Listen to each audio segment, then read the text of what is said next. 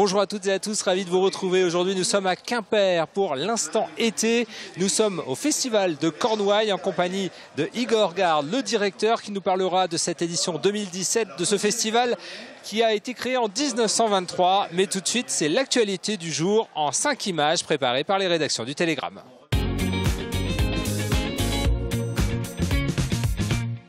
Dès la rentrée prochaine, 30% des écoles bretonnes seront repassées à la semaine de 4 jours.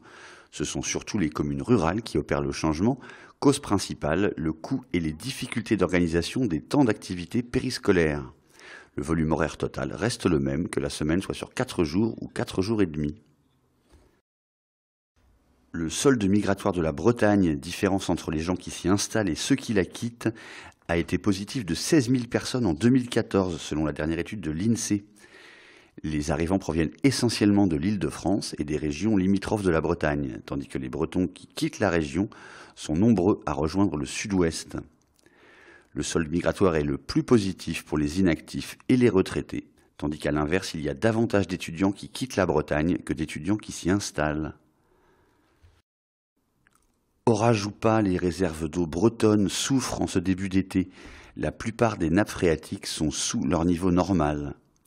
En cause, les faibles pluies cet hiver et au printemps, un risque de pénurie localisée existe pour 2018 si la pluie ne tombe pas d'ici là. La gendarmerie maritime de Lorient a procédé à une série de contrôles hier au large de l'Armor-Plage. Objectif, vérifier le matériel de sécurité et sanctionner les comportements dangereux. Il se trouve que ce coup-ci, tous les navires contrôlés étaient en règle. Ces opérations sont toutefois appelées à s'intensifier durant l'été, a prévenu la gendarmerie. Enfin, avis aux vedettes de cinéma en herbe, le long-métrage Le Chant du Loup cherche des figurants pour le 7 août. Le film sera tourné dans l'enceinte de la base navale de Brest. Il se déroule dans le monde des sous-marins nucléaires. Au casting notamment Omar Sy, Mathieu Kassovitz et Reda Kateb. Vous pouvez trouver tous les renseignements sur letélégramme.fr.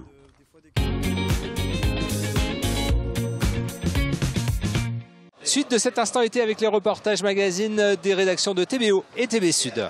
Les fleurs sont fanées.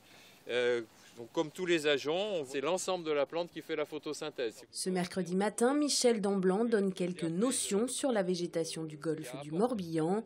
Le festival du conte de Baden est attaché à la transmission de la tradition orale, mais il propose aussi des balades botaniques.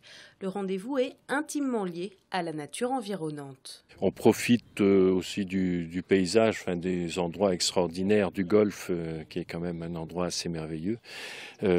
Et où c'est très facile de passer de ce qu'on voit à la magie du conte. Et je pense que l'auditeur aussi peut laisser plus facilement partir son imaginaire devant une baie, devant un étang, devant une vasière. Sur les 7 îles, une ancienne ferme de Baden, le botaniste a sous la main de nombreuses espèces. Il décrypte l'histoire du rapport des hommes à leur écosystème. Beaucoup de ces îles qui ont fait partie d'exploitations agricoles ont ce même faciès. Elles ont toutes été modelées. Bon, ici, on a des pins maritimes qui ont été plantés au 19e siècle dans un esprit de rentabilité. Et puis, il y a eu ces cyprès de Lambert qui viennent de Californie, qui eux ont été plantés pour des brise-vents, etc. Donc, on a toute une histoire, effectivement, entre les hommes et les plantes qui peut se lire si on sait la décrypter dans tous les endroits du golfe du Morbihan. L'exploration de la flore se poursuit ce jeudi sur l'île de Berdère. La 21e édition du Festival de contes de Baden se déroule jusqu'à samedi dans 9 communes du Golfe. À l'heure où certains jeunes mettent les pieds sous la table, ces scouts préparent, eux, le feu pour cuire leur repas. Là, on est au feu de bois. Des fois, on galère un peu. Mais c'est bon, on y arrive. C'est ça qui est bien. Parce qu'à la maison, t'as juste à allumer le gaz et ça part tout seul. Alors qu'au scout, c'est un peu plus dur et c'est ça qui est bien dans les scouts. Ces scouts et guides de France de Landerneau ont installé leur camp dans ce terrain prêté par un généreux propriétaire dans la commune de Ploujean, aux portes de Morlaix. Pour ces adolescents de 12 à 17 ans, le scoutisme n'a rien d'anachronique. Souvent ils disent ah oui mais c'est ultra chrétien et tout, ils pensent surtout à ça quand ils disent scout. Ouais. Ils pensent c'est genre on va tomber dans la vie. Oh mais c'est nul, tu peux pas utiliser ton téléphone ou des trucs comme ça, comment tu fais pour survivre 2 semaines sans téléphone? Mais enfin ça passe super. Ouais. On pense pas au téléphone parce qu'on est avec les amis, on fait plein de choses. On est tout le temps occupé, il n'y a pas le temps de s'ennuyer. Le mouvement scout de France est lié à l'Église catholique. Mais aujourd'hui, À l'esprit religieux, le mouvement substitue volontiers l'esprit humaniste. On a des temps spécifiques associés qu'on appelle des temps spirituels qui ne tournent pas forcément uniquement autour de Jésus, mais l'idée est d'apporter aux jeunes des valeurs telles que le partage, le respect des uns et des autres. Pendant 15 jours, les scouts landénéens, mais aussi quelques Normands et Limoujous qui ont rejoint la troupe, vont expérimenter la vie en communauté et en plein air, les préceptes du fondateur du scoutisme, Lord Baden-Powell, il y a plus de 100 ans. Voilà, de retour à Quimper au Festival de Cornouailles en compagnie de Igor Garde. Bonjour Igor. Bonjour. Le directeur du festival. Alors festival qui a été créé en 1923. Aujourd'hui, c'est 6 jours de culture bretonne, mais aussi d'éclectisme en fait, parce que on démarre avec Amir, participant à l'Eurovision 2016, Olivia Ruiz, et puis la scène bretonne pour finir dimanche avec cette journée qui est un peu l'ADN du festival. 3000 danseurs et musiciens en parade dans les rues de Quimper. Igor, si vous étiez festivalier, quel serait votre choix dans cette proposition très large? Eh ben oui, voilà, je serais bien embêté.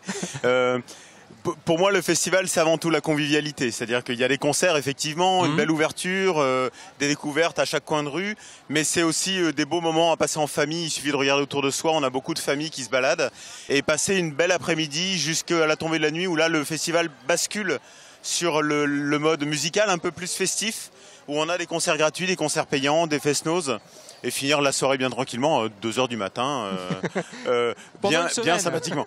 Oui, pendant une semaine, non, faut avoir un peu la forme. Mais c'est tellement sympa. Tous les jours, c'est différent, donc on s'ennuie pas. Il y a des choses qui vous tiennent à cœur, forcément? Oui, évidemment, j'ai des coups de cœur. Alors, faut pas que les autres m'en veuillent, mais le spectacle de rue qu'on accueille, la compagnie Osequois, par exemple, qui est une jeune compagnie, 17 ans d'âge moyen, qui font leur premier spectacle professionnel.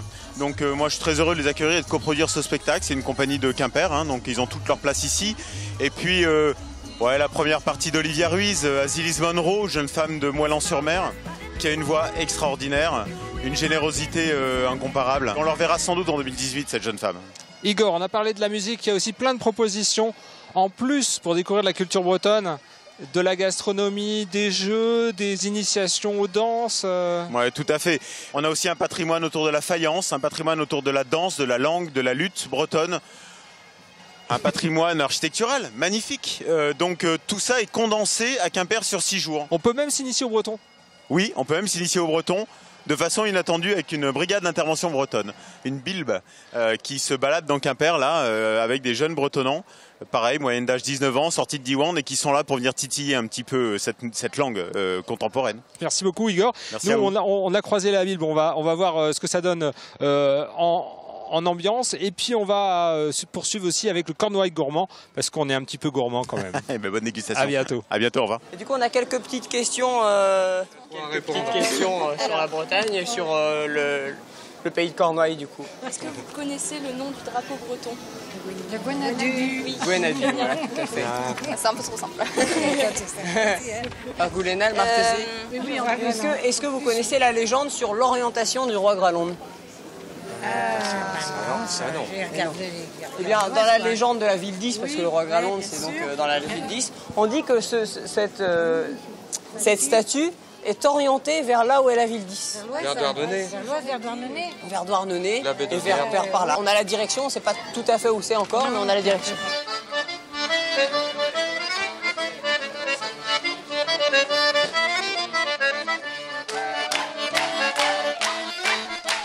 Charlotte, bonjour. Bonjour. Vous êtes animatrice et diététicienne ici au Cornouailles gourmand. Alors, la Cornouaille et la Bretagne, c'est pas que les crêpes et le cidre.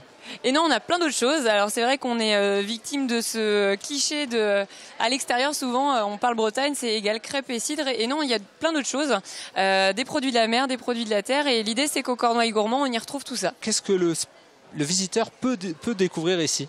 Plein de choses. L'idée, c'est de trouver aussi bien des animations, mais aussi des dégustations, rencontrer les entreprises, les professionnels, voir qu'il y a aussi beaucoup d'innovations alimentaires en Cornouailles, qu'on travaille, qu'il y a des professionnels derrière. Et donc tout ça dans une bonne ambiance ludique. On a un théâtre des chefs aussi avec 3 chefs par jour. L'enjeu, c'est quoi? c'est que les gens ressortent avec déjà une autre idée de la gastronomie bretonne. Oui, bien sûr, une autre image et puis des clés sur plein de choses, découvrir aussi le patrimoine à travers des petits tests sensoriels, comprendre aussi comment fonctionne, par exemple, comment on fabrique du beurre, des choses comme ça. Alors, il y a quand même le gâteau breton. Hein. Ah, toujours, bah oui. Oui. Ça fait partie de notre patrimoine. Il y a le gâteau breton, le cidrella avec tous ses produits, le lambic, le chouchen, etc. L'idée, c'est de montrer ce qu'on fait en Bretagne. Mais pas que les choses que les gens connaissent, c'est-à-dire d'autres choses. On a des algues qu'on consomme de plus en plus, mais c'est le début, donc on en parle. Voilà, des choses comme la spiruline. On se pose de plus en plus de questions sur l'alimentation, comment bien manger, comment mieux consommer. Voilà, aujourd'hui, on a une association comme Slow Food qui est présente pour expliquer vers quelle alimentation on peut se diriger. Donc c'est bien l'objectif de tout ce village. Merci beaucoup Charlotte, on vous souhaite un bon festival de Cornouailles. Merci. Ici c'est le Cornouailles gourmand, hein, donc ouvert tous les jours de 13h à 20h avec le théâtre des chefs, donc ça veut dire des chefs qui viennent vous expliquer leurs secrets et leurs recettes. Merci beaucoup Charlotte. Merci à vous. Pour Bonne notre journée. part, on se retrouve demain pour un nouvel Instant été. À très bientôt.